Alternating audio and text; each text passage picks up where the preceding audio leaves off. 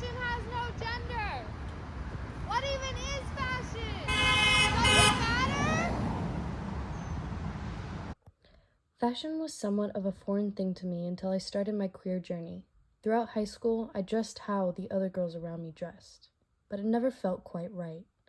I came to the realization that I was queer in my first year at UCSD, and that was also the time I started to experiment with my clothes. Then COVID hit, and fashion only became more subjective. Throughout quarantine, I spent a lot of time watching TikToks. TikTok is a magical place where you can see people from all over the world and different walks of life.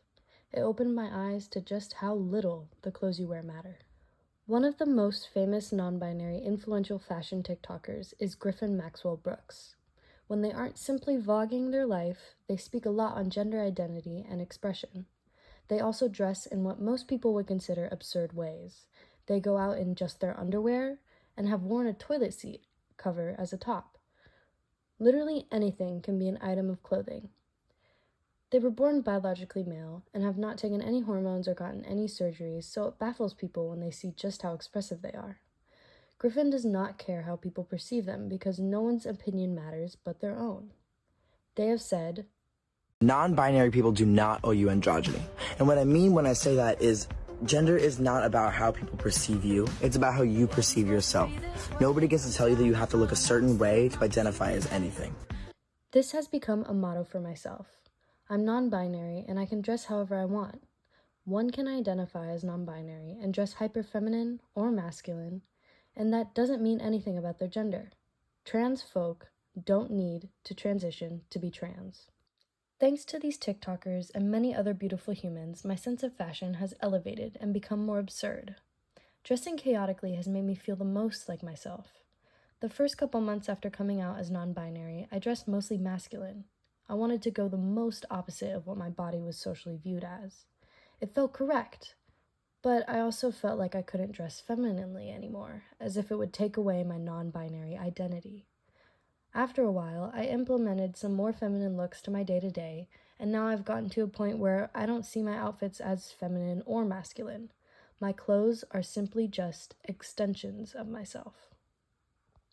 This journey is experienced by many queer folk. From the research of relationships between dress and gender identity, LGBTQIA+, one participant put it perfectly.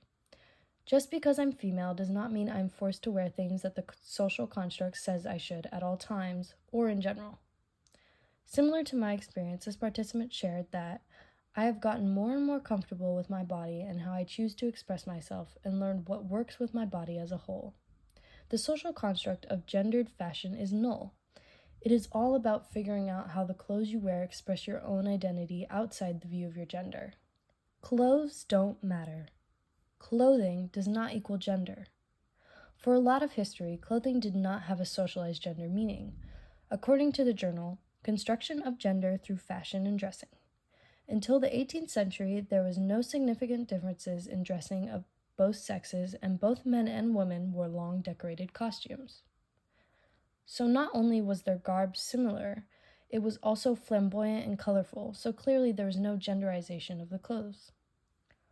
So although for a long time clothing has been used to uphold the socially constructed nature of gender differences, and it seems like this movement towards genderless meaning of fashion is a new thing, historically clothing did not always have the gender stereotypes that are believed by most people. Fashion has no rules. Dress how you want, and don't be scared to express your insides with outlandish outfits. Don't pay attention to gender norms, be yourself, and remember, nothing matters.